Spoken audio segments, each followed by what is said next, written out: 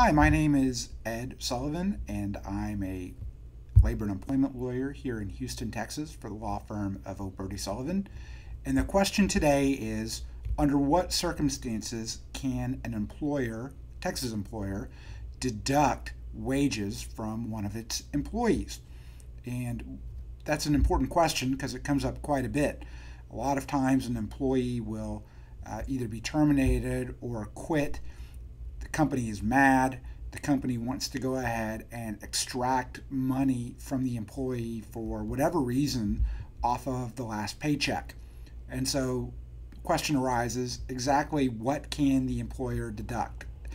Well, the law is pretty clear on this, and for the purposes of this question, I'll assume the employee is what they call a non-exempt employee, meaning that that employee is entitled to overtime. Because exempt employees run into whole other issues when you talk about deductions from wages, and I don't want to get into that right now, but the question is, non-exempt employee, they get overtime, when can you deduct?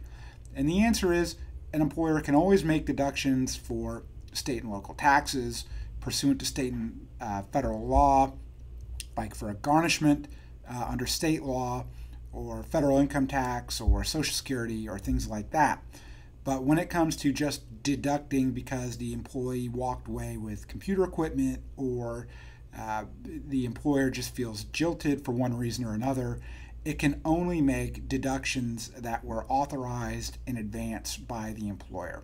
So unless the employer has some sort of written authorization to deduct wages that was maintained and part of the employee's employment with the employer, and hopefully the employer would have it in the file one way or the other, then the employer can make deductions of wages. That is found in Texas Labor Code, section 61.018. Thanks very much.